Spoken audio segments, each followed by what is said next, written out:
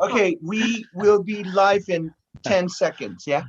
So, Okay. I need to treat this, and if you guys tweet, if Nolene tweets, she should tweet, not the Zoom link, No. the live. I'll move. You can see my white cable.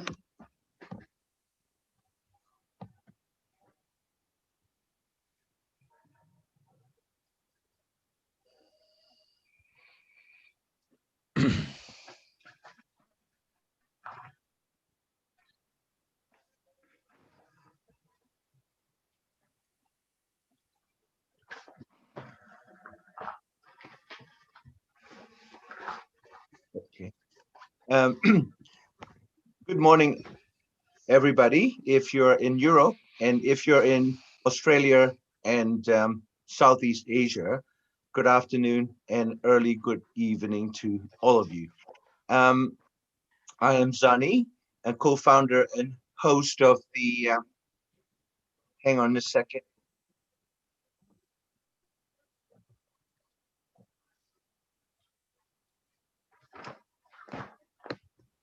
Just bear with.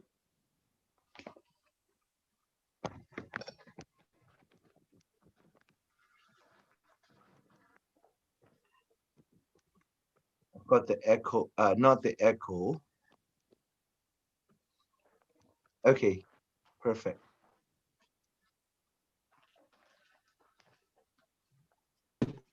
We're back. Apologize. Yeah. Right. Sorry, there was a little technical thing, so I needed to turn off the YouTube, and we are now live. I'm Zani from UK, an exile co-founder of the Forces of Renewal Southeast Asia. This is part of the FORSEA dialogue on democratic struggles in Asia, and obviously, you know, Australia is part of Asia Pacific, and we want to address the issue of how a democratic state such as Australia blatantly dishonor its treaty obligations, and also, you know, displays such inhuman policies and practices towards asylum seekers and genuine refugees through offshore processing practices in Papua New Guinea, Nauru, the country or the South Pacific island of Nauru. And this is such an important issue because Australia started its offshore processing immigration or refugee model 20 years ago, and it is still going on. And there is so much inhumanity in play in the way Australian authorities have treated those humans, fellow humans, in dire need of support, refuge, and solidarity. So as one of our distinguished guests, Nolene, put it, this is re-victimization of the victims, the people who fled war, persecution, and genocides in their own countries. In some cases, Australian troops are themselves involved in some of these international state crimes. So I am very honored to have, you know, 4 speakers. Nolene Balasathian Harendran is Sri Lankan Tamil who came to Australia at the age of 19 and was educated in Australia, now her home country. She's a practicing immigration and asylum lawyer and has a distinguished educational career. And then her colleague, Daniel Taylor, needs no introduction to many Rohingyas because he has been a very staunch defender of the rights of the refugees, particularly Rohingyas and other, you know, refuge seekers in Australia. And he was boldly and courageously the plaintiff in the case that he filed against Aung San Suu Kyi for her complicity in Myanmar state's crimes against humanity in the mass deportation of Rohingyas in 2017. He filed that case in 2018. And then we've got Ahmed Hakim in Brisbane. He is himself a former refugee resettled in Australia, has been extremely active as an organizer to raise the voice of refugees and highlight their needs to be treated, not victimized, as fellow humans. And then I've got Imran in the United States, who was a detainee in the Manus Island that was quote unquote processed by Australian authorities, through private company. So without further ado, I want to give first Norleen the floor to explain what Australia as a democratic state domestically has been doing to our fellow humans who have fled war, persecution, and genocide, as I said in my introduction. Norleen, the floor is yours. Thank you, Zani. Thank you for that. So yes, Australia is a country that's party to the treaty, that is the Refugee Convention, and also the Human Rights Convention, and the Convention of the Rights of the Child Convention. So there's quite a lot of treaties that we've signed. In terms of refugees, I'm not sure how many of you know, but Australia recently brought this the system where you only get a temporary protection. So if they find you to be a genuine refugee, you do not get permanent protection from Australia. However, you get temporary protection, which is either a 3-year or a 5-year visa, at the end of which they reassess to see if you are again a person who is still a refugee, and they may or may not give you a visa. So even if you've already had a 5-year visa before, when they renew it the second time, there is no guarantee that you're going to get a visa again. So that is one element of it. Now, the second element where obviously Imran also has been part of it is the Medivac cohort, where Daniel and I have been very involved in. So what happened to these people were they were randomly picked. There was no law as to who was going to Manus and who was going to Nauru. That's the offshore countries that Australia picked. And there was a board, and they said, you, and you go to PNG, and some people got sent to the mainland. And the problem with the Medivac people were sent to PNG and Nauru.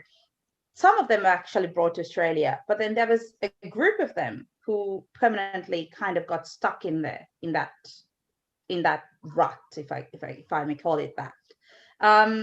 And we have these detainees who've been brought to Australia, about 200 of them, through this so-called Medivac law, which has now been repealed, which was the law that allowed these people to be brought to Australia for medical treatment. However, these people are being held in detention. And when I say detention, it's a prison. They're being held in prison. And Daniel and I have been fortunate enough to run what we call habeas corpus cases, which is in normal terms, a writ for freedom. What it means is we just want their freedom. And we've been able to get releases for about 70 of our clients, approximately. However, there's about another 100 left in detention, in held detention.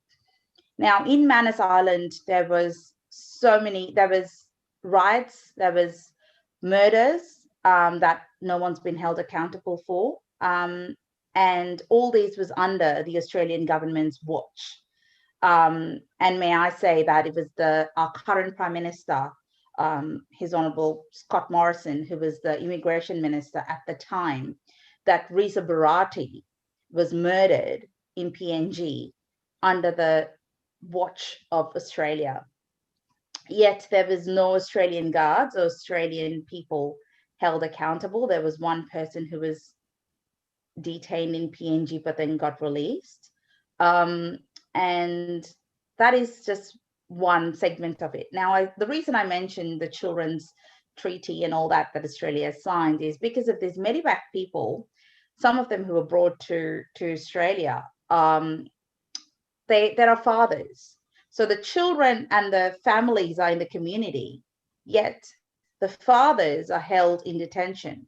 And there is no way the fathers can touch their child or hug their child or anything like that, because the children are under the care of the government.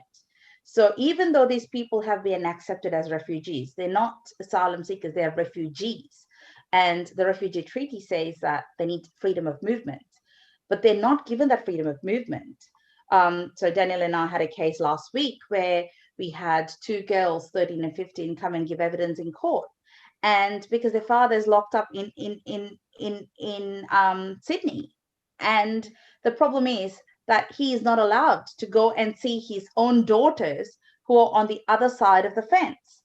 And I'd just like to actually, read a quote that was given by one of our clients today.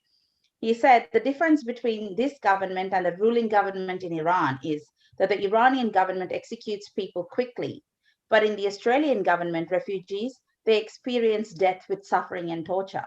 These are from people inside detention. And this is what they feel every day. And as we speak, there are still hundreds of people still in detention, in limbo, after 9 years. For 9 years, they've been held captive. When they go out, they're chained, they're shackled. Women are also in detention. These are women who've escaped rape, and their doors cannot be locked. They have male guards watching them while they're on the toilet. They have male guards watching them while they're showering. And that's what Zani mentioned before. They are not allowed to leave that victimhood state, because they forever will be victims.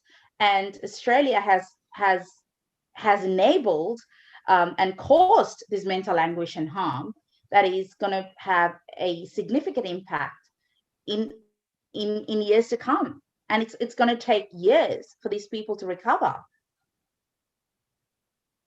And I think Imran would like to, talk about what he had experienced in PNG himself.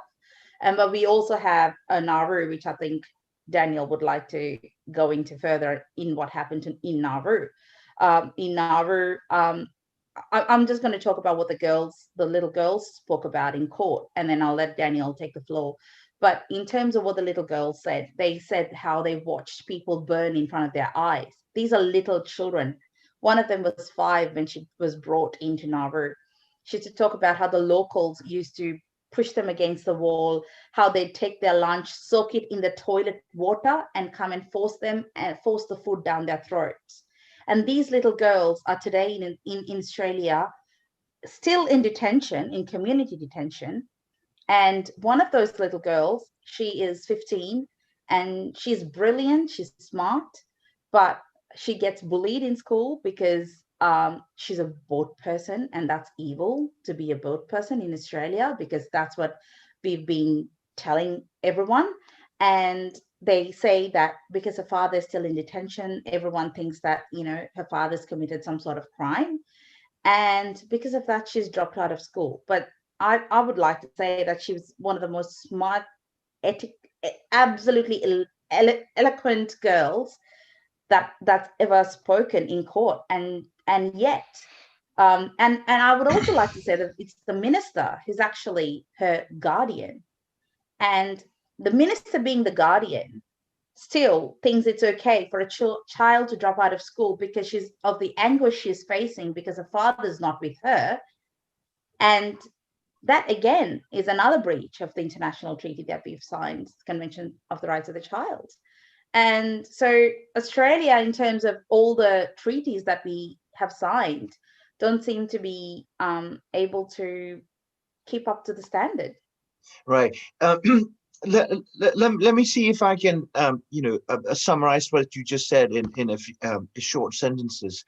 Um, what you're describing is people seeking refuge in, a democratic, well-to-do countries, in South, in Asia Pacific, are being shackled, transported from one place to another against their will. Instead of providing, Australian authorities providing the refuge and support these individuals in need,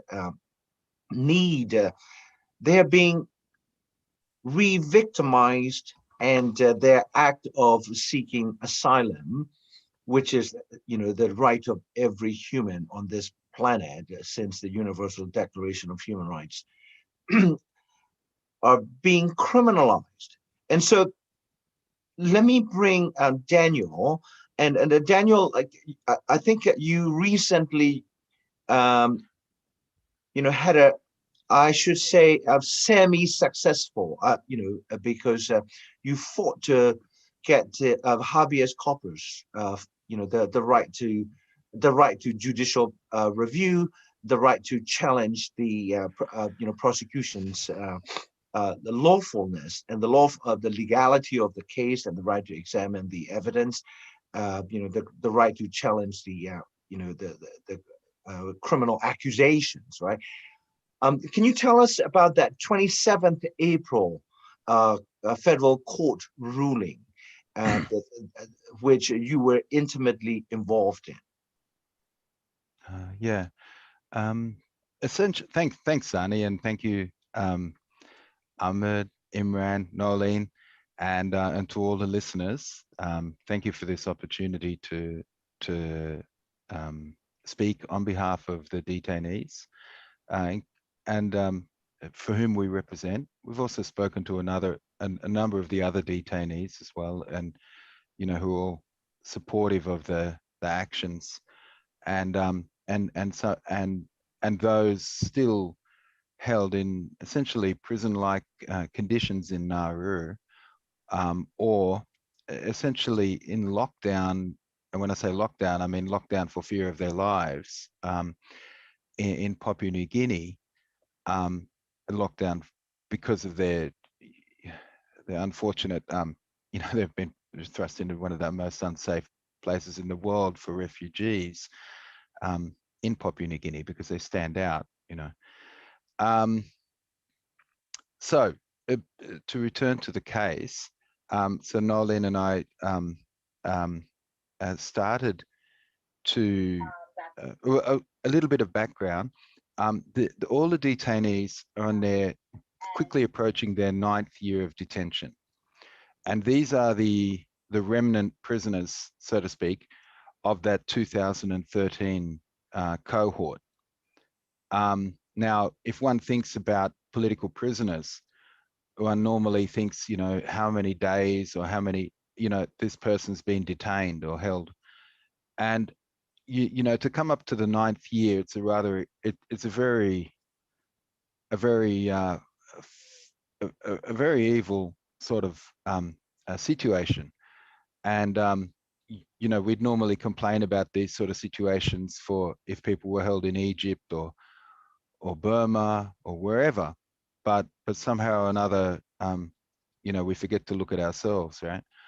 And Well, Australia, sorry to interrupt, like if you look at Egypt, we know that Egypt was home to, there's a special interrogation sites, for the CIA and others, right? And Thailand was also a home to, these like black sites, right? And you don't accept them, but you expect these authoritarian regimes to be hosting and engage in this kind of activities, that we consider, not only criminal, but uncivilized and inhumane and barbaric in the 21st century, right? And yesterday we had a preliminary chat about this, and one of the, detainees spoke to us, described the situation that he was put in as modern day slavery, right? And so these are extreme words, but befitting the conditions. But like for Australian state, domestically democratic, to be engaging in this sort of state behavior, in contravention to all the treaties and refugee instruments that Australia is a party to, right? So how do you explain this? I mean, like democratic Very simply, state. actually, very simply. Um, to punish a large number of people a little bit is not enough. Actually,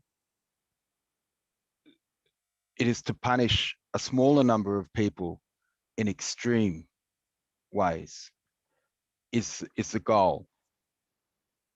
And so the 9th year of detention and a large number of deaths. A lot of these people, even when they achieve their freedom, they're so damaged that they'll hang themselves. Or Rohingya man hanged himself recently after being, released to the United States.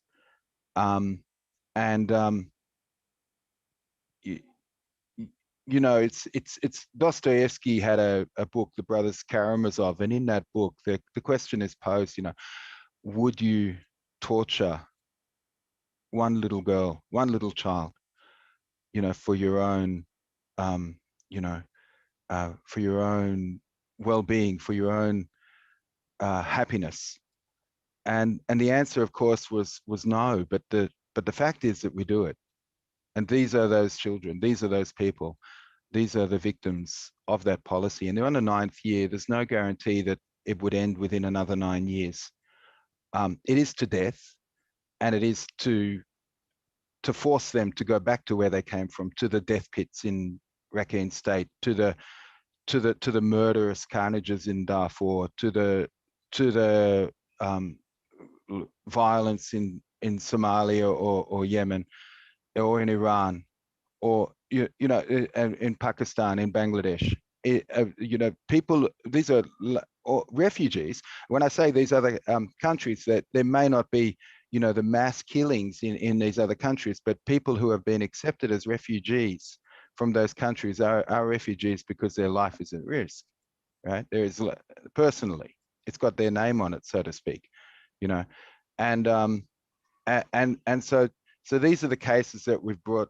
Then they were brought, the ones that were evacuated, having damaged these individuals so traumatically that people are 18-year-old girls and young men are literally pouring petrol over themselves and setting themselves alight, swallowing razor blades, hanging themselves to success or failure or intervention, however you want to describe it, with this full complicity of a so-called medical sort of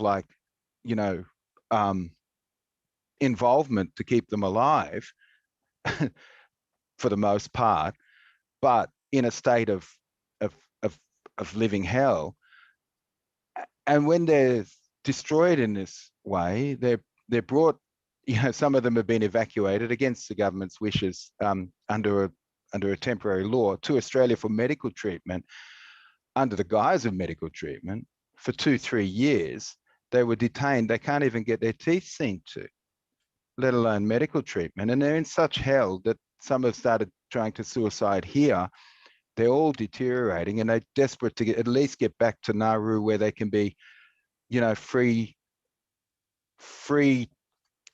to be bashed, free to be smashed, free to be run over by the locals, raped, thrown against the cell walls by the Nauruan police, and fingered in the backside in internal body cavity searches, all under the watchful eye of the Australian Federal Police. These are the things that the terrors that they've got. And the court says, well, you didn't need to be here since 2019, but since you chose not to waste your time and accept some medical treatment, which was, not what you were brought here for, well, you can't get released because you need medical treatment, or you needed your medical treatment. But since that's all finished, at least now the court said there's no purpose for the detention. and something has to happen, and they've ordered compulsory mediation, and we want the minister personally to come into the court and sit down with the applicants before the registrar of the court, you know, to hear why they can't be sent back to Nauru, why they can't be sent back to to PNG, you know. Right, that's a court ruling that there's the ruling says that you know, the council and you know, the team involved in this case you know, need to sit down for mediation with you know, Minister of Actually, Home the Affairs, parties. the parties, Yep. meaning the actual victim, the victim himself, right? Yeah, And that's right. you know, the immigration minister and a multicultural the minister, right. two ministers, right? Mediation process. But the ruling is, you know, is very, very fresh, only 48 hours old, on the 27th of April, right? Yeah. Yeah. Can I bring in Imran? Please. Yeah. Because I think it's really important to you know, for us to provide platform for those who experience firsthand the inhumanity and barbaric treatment by Australian authorities, you know, which usually or typically outsourced to security companies, right? G4S, some Brisbane-based company, what is it called? Cantrust, right? This is a multi-billion-dollar business. Cantrust were paid $1.5 billion for 5 years, yeah, to run these not prison-like situations, basically prisons, right? And so Imran has been freed from that hell, and he's been resettled in the United States. Imran, can you share your first-hand experience so that many of us who have never imagined that this sort of things could be done by a democratic state to other fellow human beings? Thank you, Zerni, and everyone else for having us on this discussion. So I think, you know, let me start from the beginning, from 2013. So I am a Rohingya refugee. I left when I was very young.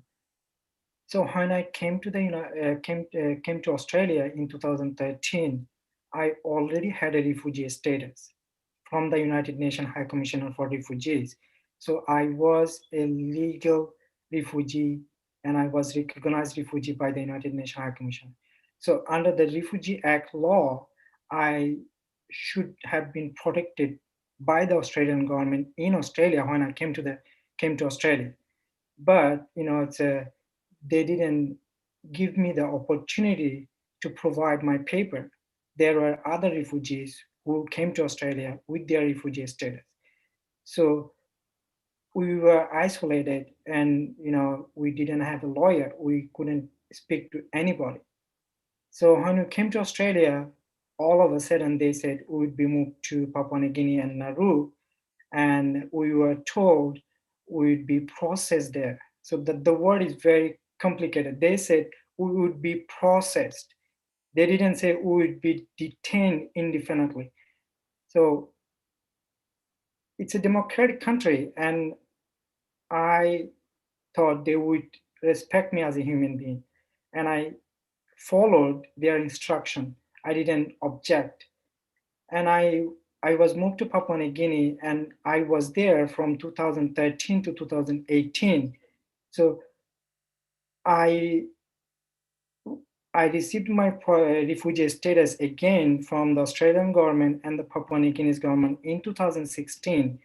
And I was told I'd be processed and I'd be released. But they didn't release me. I was still in detention center after receiving my refugee status from both of these countries. And in 2016, the Supreme Court of Papua New Guinea said the detention center was made illegally. So it just doesn't make sense how a democratic country like Australia and Papua New Guinea made a deal illegally. And the Supreme Court found the detention center was illegal. And the Australian government was told to remove all these refugees from Papua New Guinea. But you know, nothing happened. We were still there. And when I was there, there was a riot in 2014. During the riot, I was in my compound. The Reza Baradi, he was one of the detainees who was killed in front of us. He was in my compound as well. So it's when the riot started, I was at the guard house, and the Australian guard told me to go inside instead of taking me with them, instead of saving me. So everything was done intentionally. The guard knew something was happening, and they sent all the refugees and asylum seekers inside the detention center instead of protecting the refugees. And when Imran, I could you just identify who was rioting? so it's we were asking to release us from the detention center. There was we gather every night and we asked the Australian authority to release us, but when the riot started, the locals came inside the compound, and there were local guards and also local people who were wearing the security guards uniform, and there were Australian too, because when the riot started, I was literally standing in front of the guardhouse. I asked them to take me with them. They didn't take me with them. They sent me back to the compound where I was about to kill. The guard, the local guards, and the local people came to the compound, and my room was the first room that they entered, and they broke the window. They broke, there were five of us in our room, and it was a tiny container, and there were five of us in our room, and we just hold the door, and they couldn't break the door. They broke our window. They couldn't break the door. If they have broke the door, I wouldn't be here today. And also, Raza Barati was killed on that night, and we saw there are many other detainees who were beaten to death, and there were so many people who just couldn't walk. Their bones were broken, and after I think 5 hours, the Australian security guard came in, and they started taking the detainees to a different facility. And on that night, so many people suffered, so many people were injured. Raza Barati was killed, and it's I don't think anyone can forget these nightmares in their lives. Yeah, Imran, forgive me for interrupting. You are UNHCR recognized refugee, and usually they issue a refugee ID card, right? And but what was the crime, that they say you committed, that led you to having been detained in this offshore processing center in Papua New Guinea? Was there any criminal act that you were involved in, or was it something else? What did you do to deserve that? I didn't do anything to deserve it. So that's the thing that people don't understand. So as a refugee, I have the right to seek safety in any nation. So I came to Australia in 2013, and I had my refugee status. So from the beginning, they didn't give me the opportunity to speak for my rights.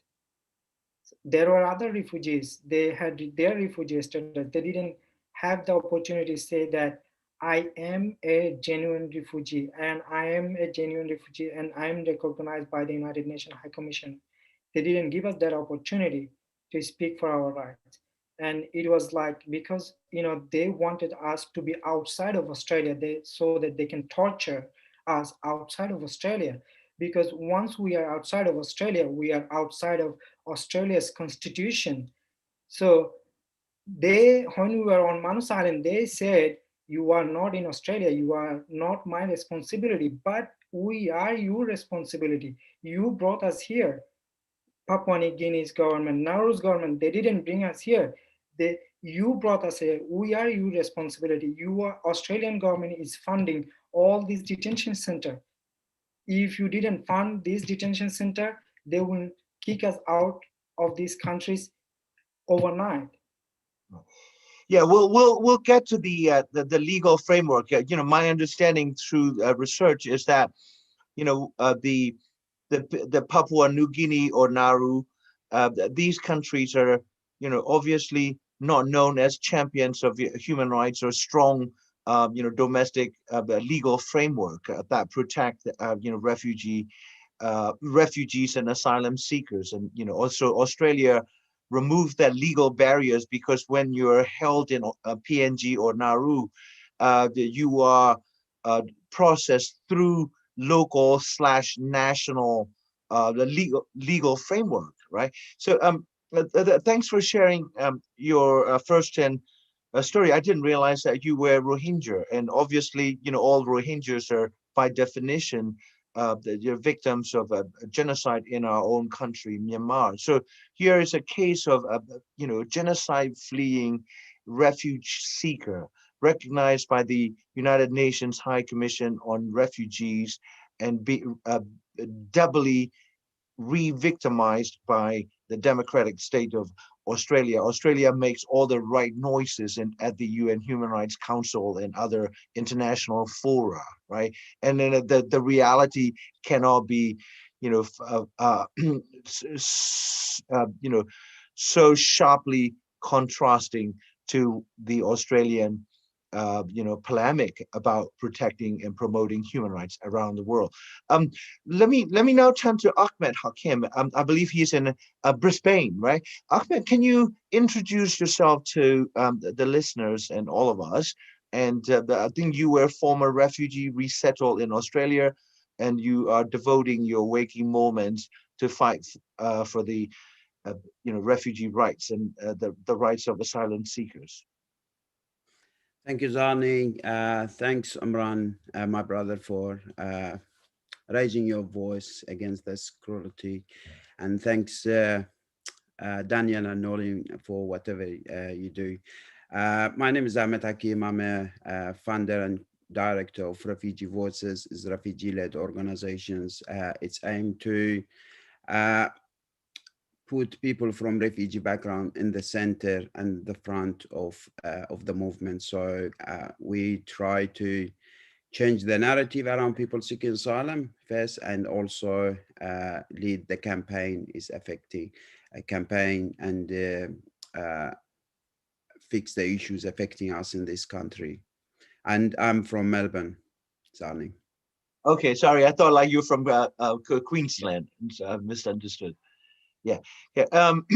So yesterday we had a preliminary chat with you know, a few others who were one is currently in detention and the other is in New Zealand, right?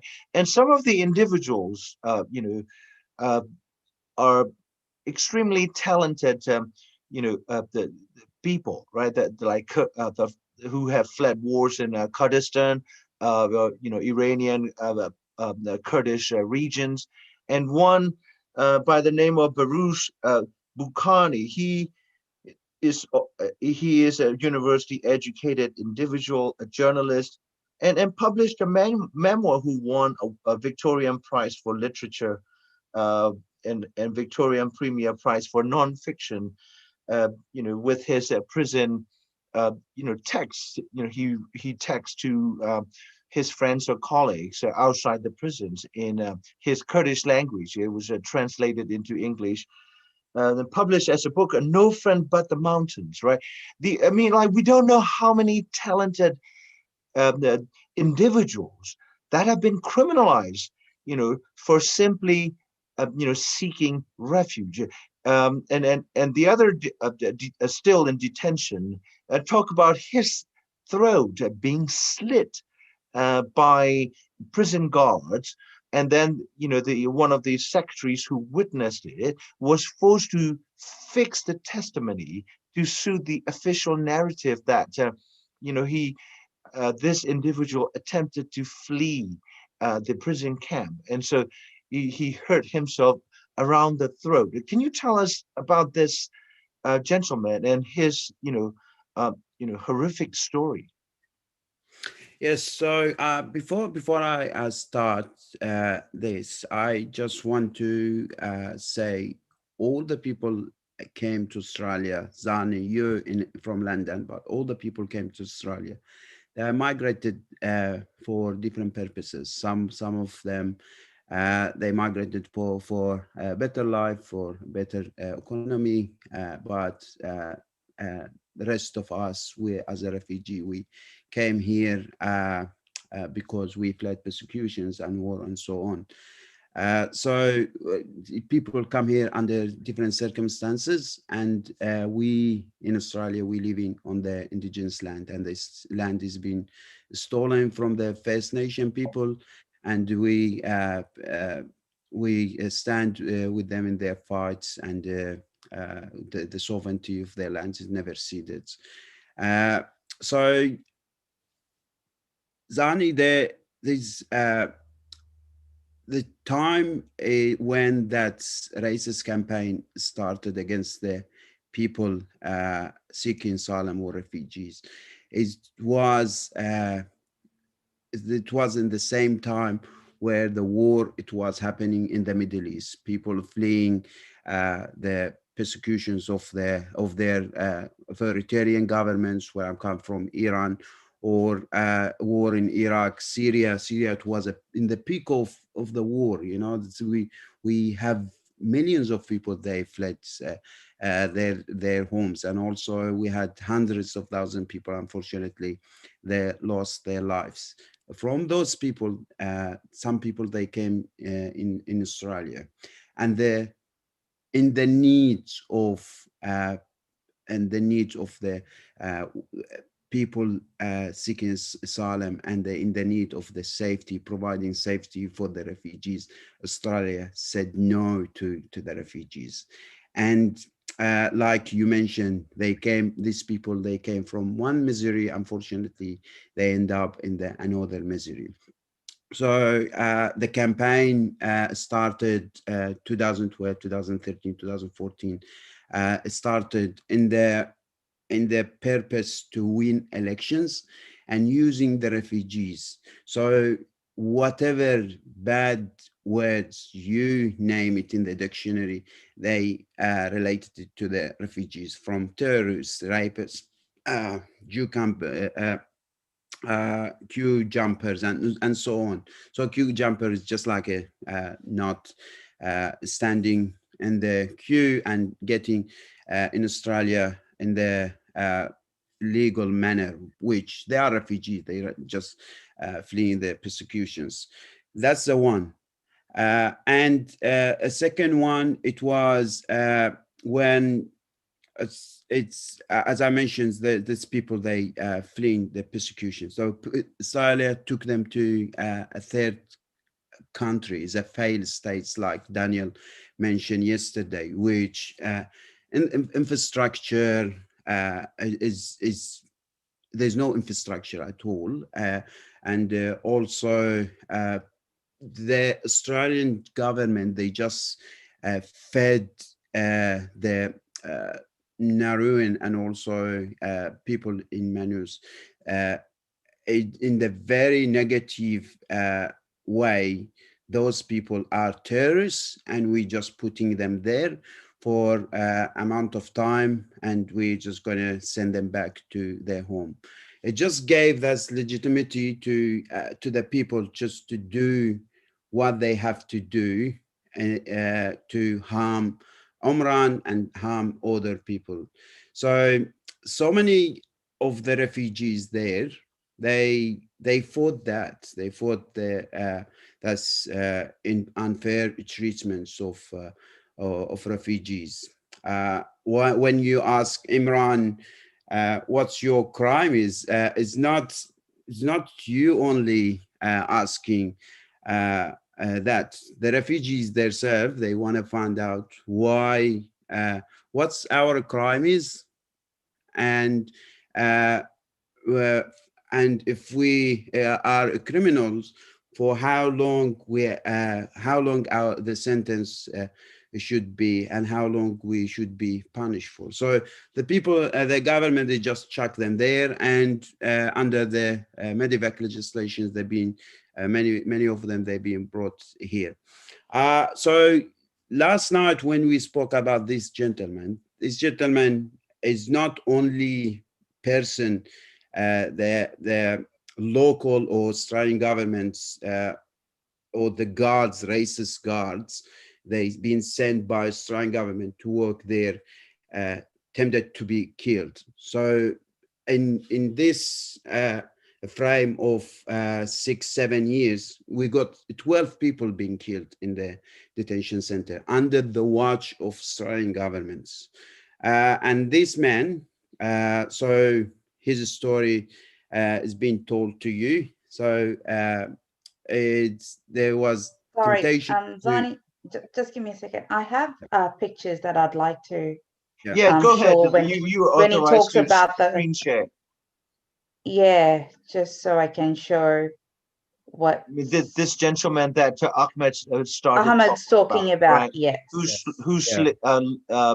neck was throat was slit. split. the- Yes, yeah. yes. Yeah. Are you able Yeah. to do the screen share?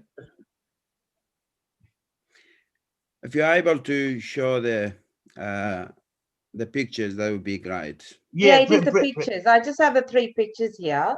Yeah, Yeah. sure. Like you are permitted to do screen share. Hold on. Go to screen share at the bottom. Share screen. Yeah. Host disabled. Okay. So can you see it now? No. No, hang on a second.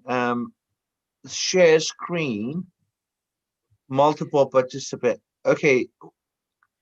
All right, try it now. Yep. It should come up. Yes, it's coming up. That's it. Okay. That's wonderful. So Right. as you see, this person is being pulled out, and the guard, they put a wire around his neck, and they just wanted to cut his neck.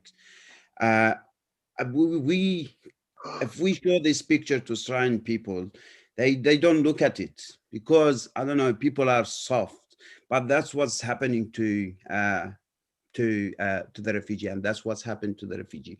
But like you mentioned, Zani, when he survived that, temptation to be killed, he went to the court, and they changed all the stories, and they said, no, you wanted to kill yourself, which, as you see, no one can do that to himself, and the evidence is showing there's no way he can put the wire around his neck. So that's one story. Another story, I just was talking to a lady today. They being brought here from Nauru, and she's from Utopia, and she's a woman, and she has a dignity, and she said, I never felt my dignity was this low in my life, and where people whistling to me when I walk in the streets, and there's a lot of a kind of what you call verbal and physical sexual attack against me in this short amount of time. And one thing Zani, she mentions to me, when she came to Australia, she saw some of the guards, they used to work there, they participating in the right-wing protest or right-wing rallies. That's shocked her. And I I mentioned to her, that's the person, that's the person. She said no, but and other people. But I think uh,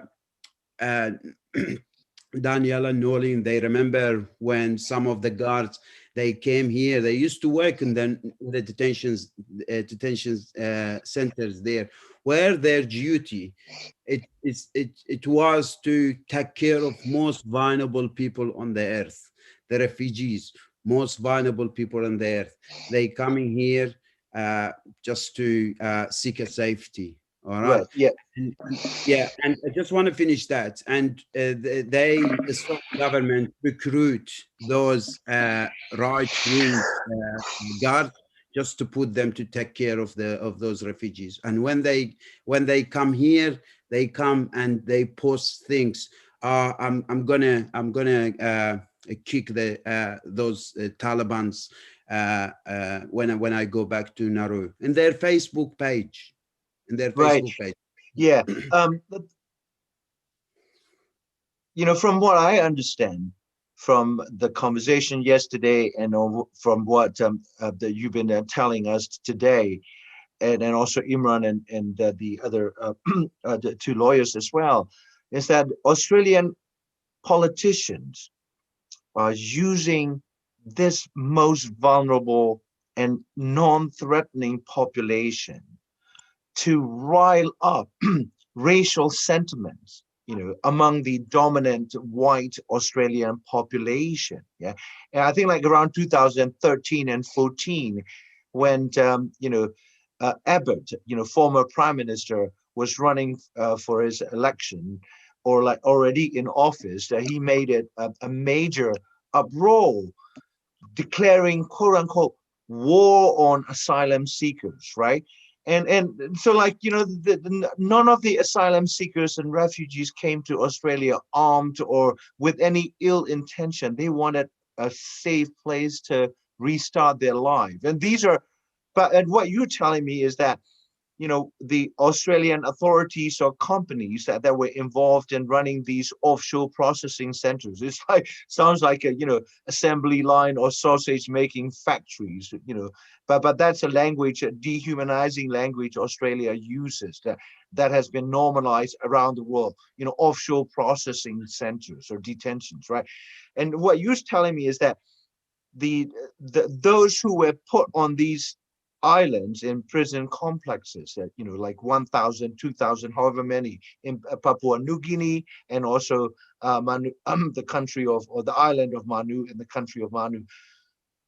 The refugees and refuge seekers were portrayed as, you know, terrorists. Yeah, and many of them have fled to wars and terrorism in their own home countries, and also like in the case of the Rohingya brother Imran, you know, like his community has been largely portrayed as, you know, like extremist, Islamicist, terrorist. That's the language that the Burmese military uses, and then even Aung San Suu Kyi used the language. You know, that it was the security clearance operation that led to over 800,000 Rohingyas fleeing, and an untold number of Rohingyas killed.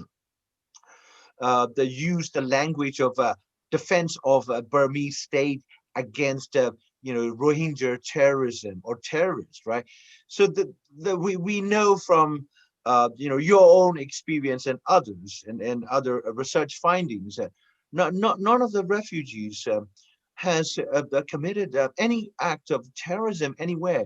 And so this manipulation of public racial sentiment among the majority voters, right? Um, uh, I want to ask Dan about how this has been carried out over the last 20 years. Both, you know, the whole processing, the centers started in 2001 under conservative Howard government. And then Kevin Rudd announced that, you know, the halt or moratorium or the end to this.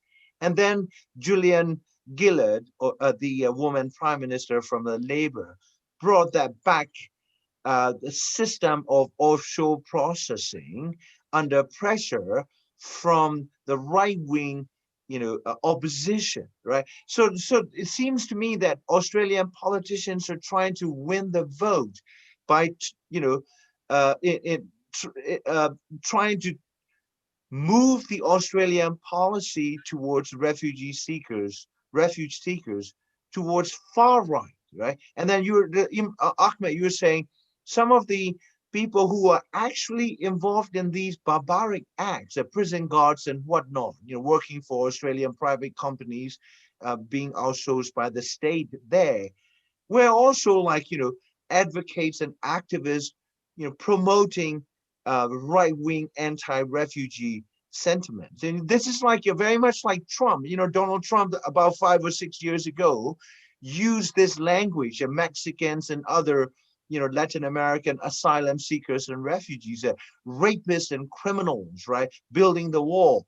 And so we've got this global or globalized new narrative portraying brown refugees, black refugees, if you happen to be a man, rapists, right? Criminals, all kinds of things. And so then, like, what is happening with the Australian domestic opinion, and what kind of like media outlets are allowing these right-wing and even Labour politicians to paint the most vulnerable population on earth as basically criminals and potential criminals and terrorists? What is happening among the Australian society at large?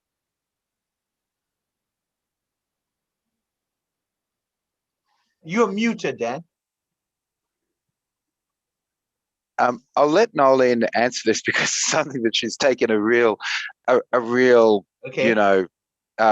interest in, and me too. But I mean, like, she's very passionate about it. But just prior to that, I will just say one thing. There's a lot of the detainees will be listening in on this podcast, and a big shout out and warm regards to you all. The reason why we couldn't invite detainees onto the program is because each detainee is at risk of retaliation. They're under the complete and utter and unfettered discretion of the minister. There is no law in Australia for refugees for who there is only the discretion of the minister. The minister is the law. And so when we go to court, you'll find, where is the law? And first they will argue, oh, we've abolished habeas corpus, but they won't say it in those terms. And you say, well, you claim you've abolished it. And they'll say, well, maybe not, but the minister is the law, right? But the ministers say so. And so that's why all these other refugees couldn't come onto the all these other detainees couldn't be put at risk of speaking, because they are subject to absolute discretion. The minister can shackle them down, can move them into different accommodation, can throw them into isolation, can deny them medical treatment, and does, and can take them on planes shackled and in handcuffs with no recourse to safety or oxygen if anything happens. They are very vulnerable, very much at risk. We live in a totalitarian fascist dictatorship with absolute and unfettered discretion of the minister to detain at will.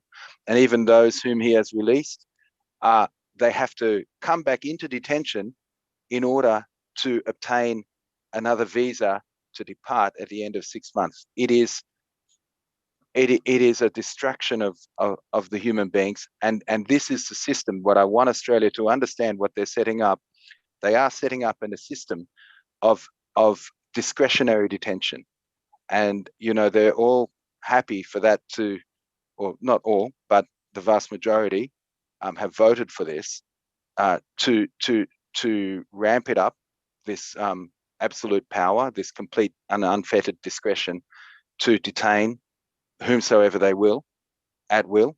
And they started with the refugees, of course. We shall see where it goes. So over to you, Nolene. Thank you, Daniel. Sorry, Zani, to answer your question, I'm not going to get into the deep politics of how it moved, but I'll just tell you my experience. I, as you did introduce, am a Sri Lankan Tamil, and I am not white.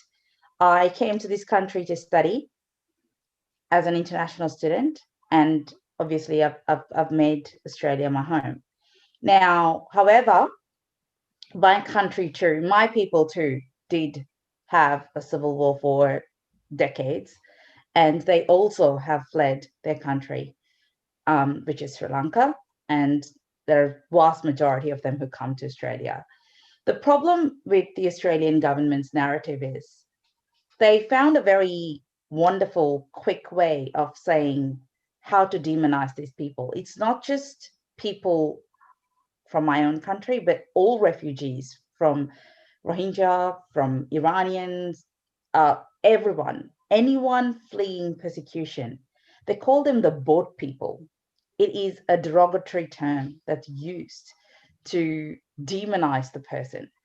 Any crime that is done, any crime, it can be a petty crime, it could be a crime that is not even a crime in most sense, but it's very quick to be reported on. You know, you would see in the media. in the media, and they would say, brown refugee man looks at little girl in the park, or, you know, something like that. And that is how these people have been brainwashed into thinking that these brown people are bad. So as I was telling yesterday as well, I used to live next to, you know, Caucasian neighbors who were really good. But the moment they started seeing me on the media and seeing that what Daniel and I were doing, I got calls from them. And the first call that they gave me was, Nolene, we trust you. I hope you're not letting the terrorists out. And I said, there are no terrorists. And he said, well, you know, we need to be safe. And as I said, I've received death threats. I've received hate mail, hate messages on Facebook. They say, oh, you know, go back to your own country, take your people with you. We don't need you boat people here, and all that. And somehow this idea that I am a boat person, not that there's anything wrong with boat people, but that I'm a boat person and that I'm actually bringing all my boat people here to take over Australia, somehow has spread. And now the story or what's being promoted is, oh, you know, we are a, you know, my prime minister says he's a conservative Christian. Let it be known, I'm a conservative Christian myself. I'm a Pentecostal Christian, and the Bible, what my Bible says is, you know, you are meant to be looked at with the fruits of the Spirit. If you do not have fruits of the Spirit, then you're meant to be burned or chucked. And the fruits of the Spirit are kindness, love, and, you know, self-control and all these things. But I don't see any of those things being shown to our people in the community. How can we say we are a Christian nation or a Christian government or whatever it is, with we have chained innocent people while they want to go to the doctor? We kept them in captivity for 9 years and counting, with no end date, causing them mental harm, where they self-harm themselves and want to kill themselves because they think that is the only way out. These are not people who are actually these are not people who are actually using them. What do I say? You know, these are not people who are just easy to give up. These people got on a boat, for goodness sake. Nobody wants to get on a boat. They all live in their own countries. Everyone wants to live in their own country with their own languages, with their own people, with their own relatives, with their own food, with their own culture. But the fact that they get on a boat is that there is no other option. They want to save their lives, and that is the only reason a person would get on the boat. person would never get on a boat, put their family on the boat, or even themselves on the boat, unless they think that, you know, my death is better than where I come from. And they come here to seek safety. And yet here, what we give them is death again. So how are we any different to any country that these people leave? And I think Imran said that he's got a few pictures of the detention centers that he'd like to share. Imran, would you like to bring up a few detention pictures of detention center you lived through? Imran is a former refugee, a Rohingya who fled genocide and ended up being treated barbarically in one of these detention centers by Australian authorities and a private company that runs these facilities. Imran, you are allowed to do screen share, so just to make sure you can do it. Yeah, you're allowed to do screen share. So we'll have a look at a few pictures so people know what that you were talking about. None of us has ever set foot in these places, and most of the listeners would not even be familiar with. Yeah. Okay. All right. Can you also explain what they are? Yeah, I just wanted to share some pictures so that the audience can really understand what has been done by the Australian government. So this picture was taken when the Australian government tried to move the refugees from the detention center to the new detention center on Manus Island.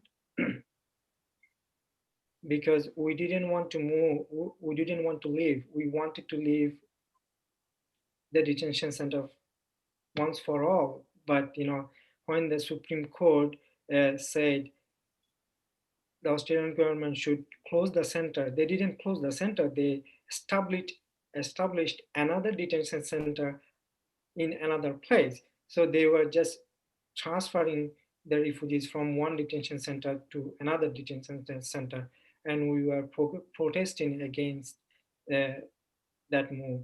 And this picture was taken during that time. And then,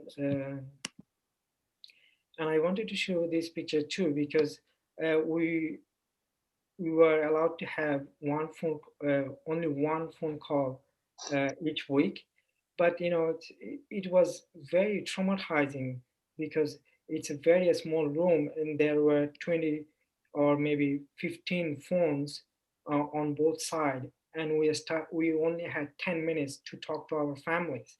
It was extremely traumatizing.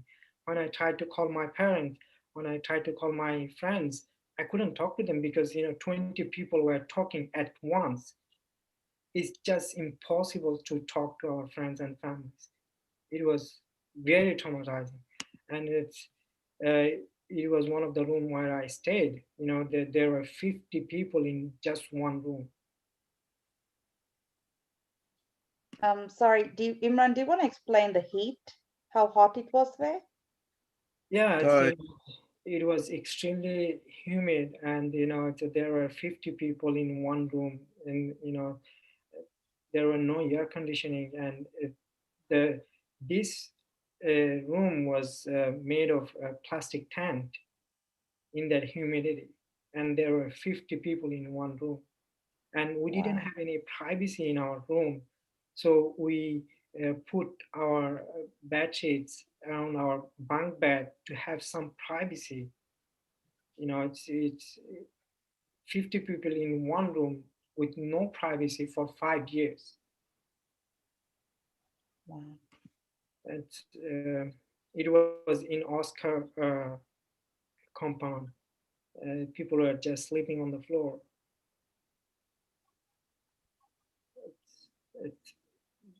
It was not designed for people to live in that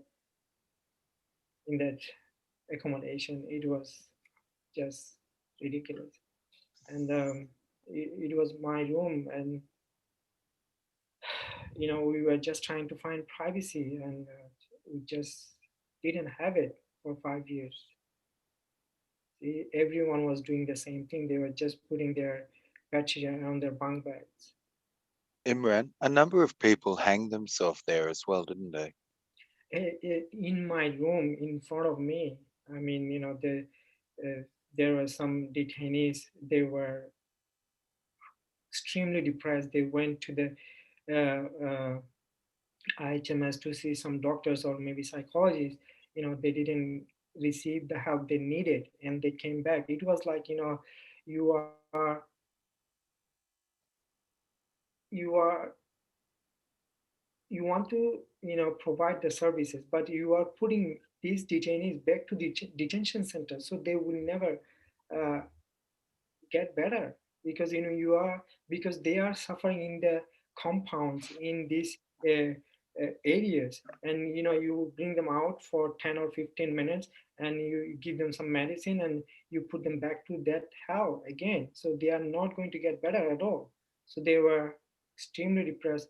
There were detainees who were just cutting their throat in front of me, or they were just drinking uh, uh, shampoos. You know, they were just trying to kill themselves. They didn't just want to live. Imran, can you please talk about the IHMS itself? So were you able to easily go and get yourself a doctor or get medicine, or how did IHMS work? IHMS was there, and they were supposed to provide services and, you know, treatment, but their work was highly politicized. You know, they were doctors, they were nurses, they were supposed to save people, but they couldn't do their work because, you know, they were told what to do and what not to do. So there were refugees who were depressed, there were refugees who couldn't sleep, they didn't get the medicine they needed. And I, And, and you had to go and see IHMS, isn't it? You had to go to IHMS to get a Panadol or a ibuprofen or whatever it is. You had to go there. You grown adult men were not allowed to have even Panadol with yourself. Am I right? it took weeks. So no, for the process was like, we had to put a request to go to IHMS. So you know, we put a request, and it takes 1 week or 2 weeks to get an appointment, and then Wow. once we see the doctor, and then it will take another uh, week to get the medicine that we needed. So I it was, heard Imran of from one detainee of being punched by the IHMS doctor. there are many cases. I mean, you know, we couldn't talk about these issues when we were there, because, you know, we will be on their list, and, you know, and because they had a list of people's, like, you know, if you speak out, and then you will be put on their list, and you will be one of the troublemaker. So if people, you know, talked about their rights, and, you know, there were people, we were fighting for our rights, and we were put on their on the list, and we were one of the troublemakers because we were fighting for our rights. We were speaking to the guards, and, you know, if there was a trouble, we talked about it, and we came together.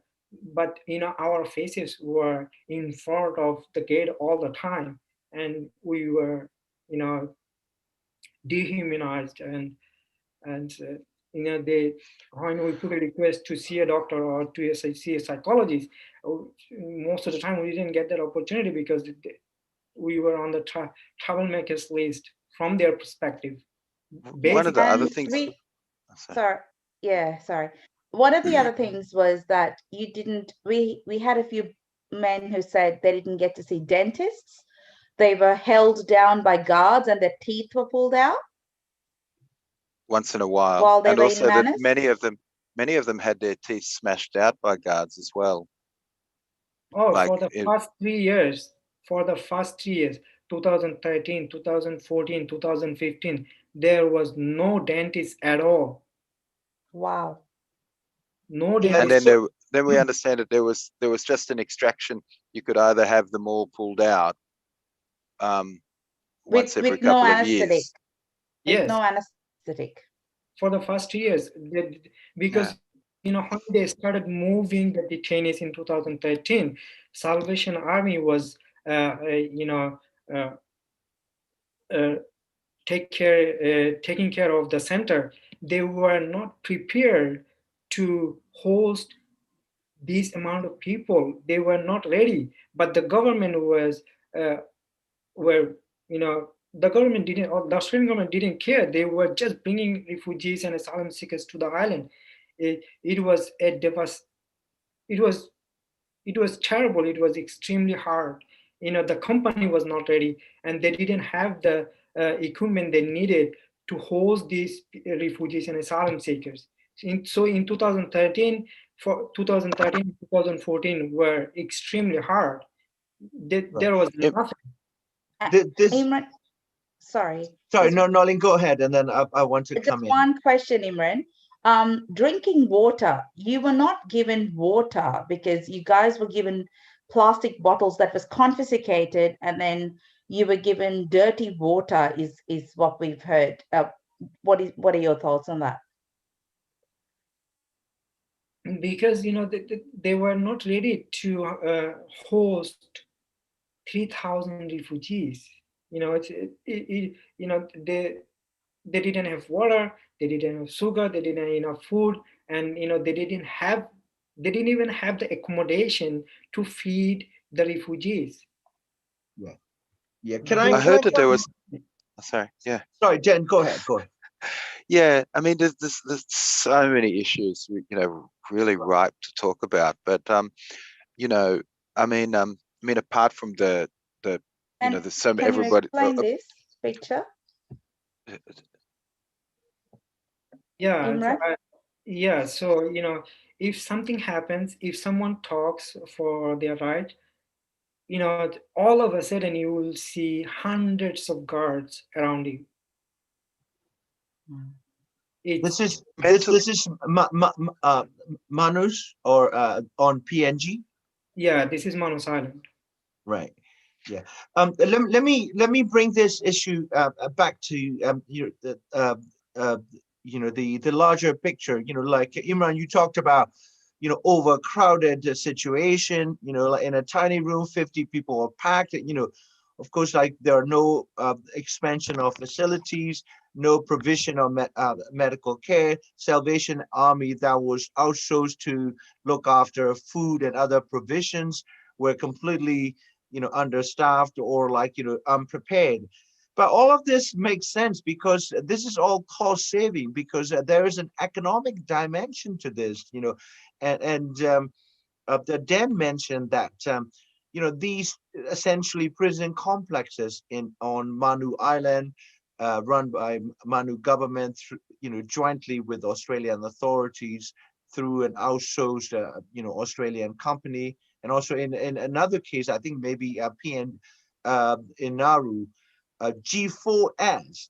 That's a global international or global security private security firm that, you know, employs over 500,000 people around the world, running these, you know, different types of security operations in 120 countries. Dan, can you explain, you know, this essentially multi-billion-dollar business? You know, this is a prison complex that generates profits for different companies, and that you know, I don't know who's also getting kickbacks from this prison you know, complex, but we only look at the you know, barbaric practices, racism, but there's also an economic profit making business. You know, if war is a business, well, you know, imprisoning humans for no reason other than getting votes and also like keeping the dominant racist society on side, you know, and on top, yeah. And so, you know, the PNG and you know, the Nauru governments, they're also like, you know, quote unquote underdeveloped countries. You know, like obviously yeah, it pumps like, you know, a good chunk of their the GDP from this complex. Absolutely. Can you explain that? Yeah. Look, just taking a bit of a overview. Thank you to Ahmed as well. Thank you, Imran, really, for just opening the window. I think it's a window that we need to look in a lot more on that terrible thing that's happened to you. Now, and Ahmed, thank you for mentioning Australia's, genocidal roots. We can all recall Governor Phillip sent out an expedition to seeking 20 Aboriginal heads. Fortunately, he didn't get any. They were too quick for them. But that's the colonial history, and the jails are full of Aboriginal children and people, and brown, refugees now, for essentially the color of their skin or their look, and many of these are run by G4S, strangely enough. So you have the private prison complex, which is an arm of the, well, it's state capture, really, and so this, Australia could have had an international policy with, for example, Nauru, to try to build the country up, but instead what it's done is it's tried to take the country down and introduce ethnic conflict. And it did this with Papua New Guinea as well. That essentially all of the refugees taken to Manus Island were men, the vast majority of those taken to Nauru were also men. And you had people like, I think it was Matthias Cormann, cowards in Parliament, getting up with the protection of parliamentary privilege and saying these men are rapists, pedophiles, and murderers they're not. And yet all these things go on in Parliament House and nobody gets in trouble for it. But these people have been 9 years just because cowards in suits hide behind parliamentary privilege, and they can't be sued for it, and defame human beings to justify their own bestial behavior. Yes, this is, we don't know, what are the machinations of where all this money goes, but definitively, it's a human trading scheme. It's a modern slavery. The bodies are exhibits. They're like scarecrows in handcuffs. A scarecrow has a better life than the detainees because the detainees are there as exhibits, and that's the essence of what their suffering is the product. Their mental destruction is the product. Their physical destruction is the product. That's what it's designed to achieve. And the HMS, the medical, is to keep them alive to continue the exhibit. And even bring them to Australia ostensibly for medical care, and holding them for 3 years without giving them the medical care. Not even dentistry, not even a dental appointment. It's obscene. And Nauru's economy is 2/3 based on this prison camp. They can't afford to shut it down, or the economy will go bust. Right? 2/3 of the Nauruan economy is dependent on the prison camp. They need prisoners. They've run out of prisoners, and that's why they're keeping the detainees in Australia in detention. That's why in Australia, to send them to Nauru to have victims for the display.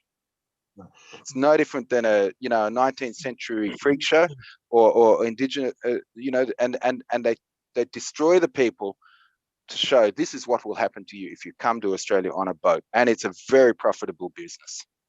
Yeah, and also, Dan, as you know, this has global implications as well, because I've heard on, the BBC in UK, they have a flagship program called Radio 4. Your former, the Prime Minister, the Oxford-educated Mr. Abbott, promoting this model. I mean, like, what you call and what many of us agree, as modern slavery. This is considered, like good practice, and this is coming from the They don't man who change was, quickly. yeah, and then he was talking about.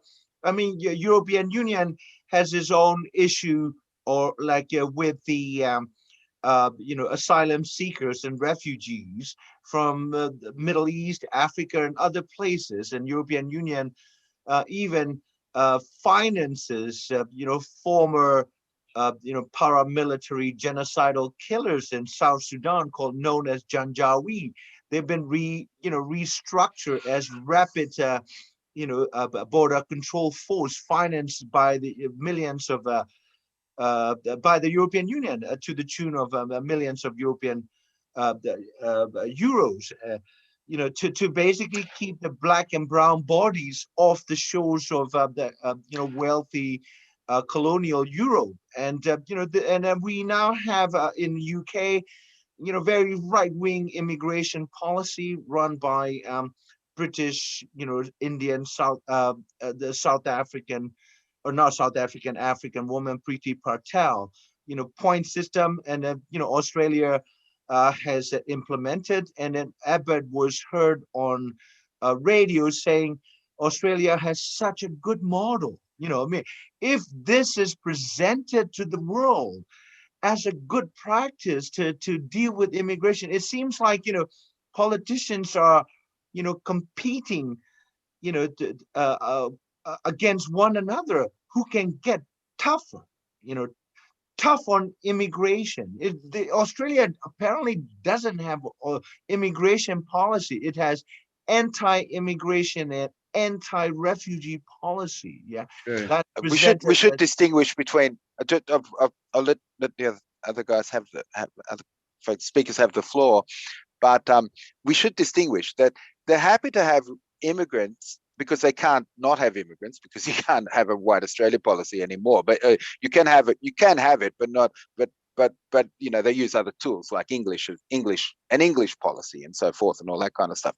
But what they want is immigration on their terms. They want their kind of people. They want the rich. They want, they're happy to have the mafiosis of the world and so forth. Anyone with the money, Australia is for sale. But, if someone is fleeing a death pit, if someone is fleeing having their throat slit and their children thrown on a fire, if someone is fleeing the Janjaweed, right, then the Navy will circle around their boat. Look, I know they saved a lot of people on the water, but there was a lot of boats that went down with the Navy circling around them. And, they'll count the bodies that floated to the surface, but I've spoken to many survivors who saw, the dead, those under the hulls going down, and the Navy had been circling them for 12 hours. And, plausible deniability is the goal. Death is the product, so long as everybody knows, but, there's no blame. Sorry, I That's just the wanted to add just on what Daniel said. Daniel and I picked this up when we were doing our work for the cases. And it was pretty interesting because the Australian law, anyone who comes on a board is called an unauthorized maritime arrival because they're not authorized to get into the country. However, if you do hold a European passport, then you're not considered an unauthorized maritime arrival. Even if you came on the same boat. If you came on the same boat, you could have come on the same boat. But if you have a European passport, then you're not so this is like what Daniel was saying. Oh yeah, we don't have the White Australia policy. But do we? It's We do. Yes, we don't have it in black and white, but I don't know how exactly I can explain this other than the fact that it is a policy where you and you and you and you, because you're brown and you don't actually have a European passport, you're all unauthorized maritime arrival. But you get to come into Australia, even though you came on the same boat, in the same method, because you could somehow later on produce a European passport. right. Yeah, Nolene, it's quite interesting because, as Dan would remember, a number of years ago at, Barnard College at Columbia University, where we had this international conference on Rohingya persecution. you know, the iconic civil rights revolutionary and feminist, you know, a Black feminist intellectual, Angela Davis, put her finger on something that is so disturbingly universal. You know, formerly persecuted people turning persecutorial themselves. You know, she was looking at Aung San Suu Kyi and Burmese, oppressed Burmese public, and turning on Rohingyas. She was referring to, you know, the Israel treatment of, or I should say, crimes against Palestinian people.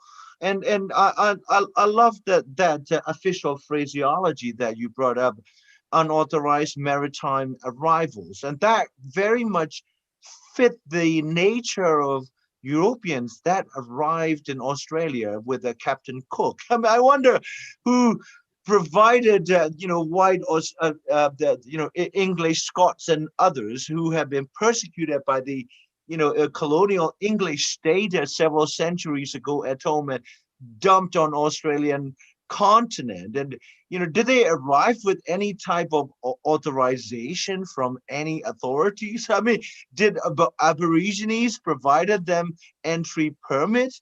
Why did they turn this way? You know what I mean? These like a white settler immigrant, you know, continents and nations, you know, that took over, you know, through genocides, you know, native land, and then they now serve as like barbaric gatekeepers. Australia is a vast continent of, surely you could, if you could accept, you know, millionaire Chinese by the thousands, and, you know, white South Africans, Afrikaners with loads of money fleeing, you know, a post-apartheid equal society in South Africa, that you could take in a few thousand Iraqis and the Rohingyas. And, you know, this is like, I mean, utterly disgusting and, you know, and obviously criminal. You know, Australia is breaking all kinds of refugee instruments, yeah, you know, Universal Declaration of Human Rights and Convention. I mean, like, Australia has no right. I mean, that's why, like, you know, I got disgusted when Nicole Kidman started talking about, like, you know, Australian Day. So let me, we only have like maybe 5 more minutes, and let me just go around and give, I just wanted, yes, go sorry, ahead. just wanted to add one more thing. Daniel and I were actually in a tribunal hearing yesterday for a gentleman who's also a refugee, who is who is a refugee, and he's applying for citizenship. And he's tried 9 times and failed, because obviously English is not his first language, and English can be difficult to a person who is not you know, used to listening to English. And that's exactly what I was trying to get at with the member. But it was interesting because the Australian Citizenship Act does say that in order for you to be a person of good character, you need to be able to speak basic English. I'm just paraphrasing it, but that's pretty much what it says. So, yeah, you know, that is the Australian law, and that is passed, and that is in fact our domestic law. So and there's no way about it. I said, can this person have an interpreter? No, they can't, because they need to be a person of good character. So eventually it is, you're not a person of good character if you can't speak in English. Well, I would not have been a person of good character when I was 7 years old. I mean, I knew not a word of English.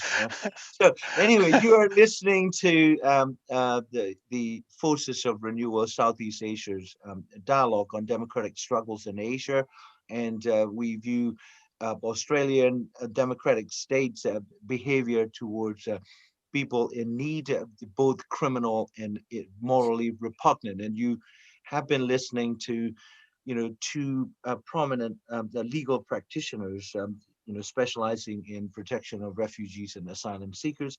My dear friend Daniel Taylor, Noeleen Balasathian Harandan, and Rohingya brother Imran in the USA, and you know, Iranian Kurdish brother Ahmed Hakim in Melbourne. Okay, let me just go around and just 1 or 2 minutes each. Final thoughts. Brother Imran, let me start with you. And you messaged me something about Basan Char, and that you've got, let's just say 1 minute and 30 seconds. Yeah, I just wanted to say one more thing. Like, the Australian government has started this offshore policy, and there are many other nations who are adopting the policy, like Basham Char. When Bangladesh government started moving refugees from Cox's Bazar to Basham Char, and I'm in touch with so many of my friends who are in Basham Char. You know, uh, I'm I can see the connection. It's the same policy, it's the same system that Bangladesh government has, adopted for Rohingya people. And also I can see that UK is thinking the same way. So the Australian government is playing a leadership role about for creating or establishing offshore detention centers in other nations. So it's not just Australia's problem now; it's a global problem, and Australian government is the leader of this global problem. Yeah, it's like a contagion. Like Australia is exporting this, essentially, inhuman model to other countries, right? Okay, let me go to. Thank you, Imran. It's great to have you. It was a pleasant surprise that you are a Rohingya from my country. We are all Burmese. And Ahmed, brother, can you share your final thoughts on this issue? And we've been going for about an hour and a half, and we will definitely come back, to discuss developments as they appear. Yeah, I think it's Australia after the when the UN Refugee Convention came and started to be implemented in many countries. The Australia was a pioneer in practicing that law and also embracing it in many ways. But unfortunately, for example, we see Malcolm Fraser.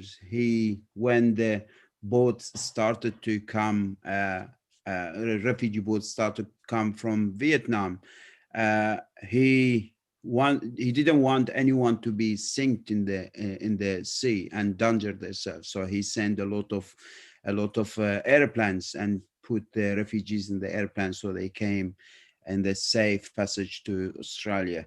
But unfortunately, Australia after 2001 and some years before that, like Imran said, they just become a pioneer in dehumanizing refugees, and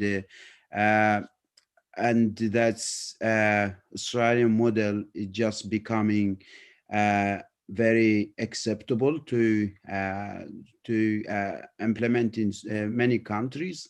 And I tell you that Australian government is just stuck in this model they being created. They just want to get out of it because it's just becoming a point of weakness or point of criticism when a lot of countries like Australia, when criticizing China for their treatments toward the Rohingya, or criticizing other countries for human rights abuse. Those countries, which they are authoritarian countries, they just turn back to Australia and they said, look at your treatments toward the refugees and look at your treatment toward the First Nation people. And I, as a citizen living in this country, I want this country to get out of this and be compassionate and also embrace that law which been drafted to protect the refugees and provide them a safe place. Thank you, brother Ahmed. Dan, final thoughts? Yeah, thank you for that. I get to sort of like say what is my, motivation, and what I would ask of Australian people and people around the world, actually, is that before all else, before being Australian, before being stateless, even before, well, that's not by choice, before being anything, we are human beings. And this is our number one citizenship. And how we treat each other, and when I say each other, I mean inclusively, not the other, each other. We're all human beings, and when we can look at each other like that, then we will be living properly. That's the real thing to do. Thank you, Dan. It's not easy, doing your work, especially I'm sure you are marked as an enemy of Australian, or dodgy Australian state. Let me bring your accomplice Nolene to have her final word. Thank you, Zani. Thank you, Daniel, Imran, and Hakim. Well, I am an immigrant. I came to this country. I made this my home. I have children born in this country who are Australian citizens. I have nephews who are also men of color. I would like the world to know what we are as a nation at the moment doing to other human beings in the name of border control and policy, and learn that this is not the country that I want in this situation to live for the next generation. As I say to the others, I've said that yesterday, I posted it on our group. I used the hashtag not in my name. Not in my name will I watch men be tortured, women be tortured in the name of border control, in the name of policy, in the name of whatever you call it, not in my name. And I will not watch that. That's what I want to end with. Thank you, Nolene, and thank you to all of you. And our final message is we must approach other fellow humans first and foremost as humans, irrespective of their skin color, nationalities, legal standing, and above all, we must not allow states to criminalize, dehumanize, demonize, and re-victimize, especially those who most need refuge, support, and human solidarity. And we are going to end here. And thank you so much for listening. And this will be available to watch. And also, some of us will write up a piece on this as a summary. And thank you to all of you, and thank you to all the listeners who are listening. Okay. Thank you, everyone. Bye now. Thank you, Zani. Thank you.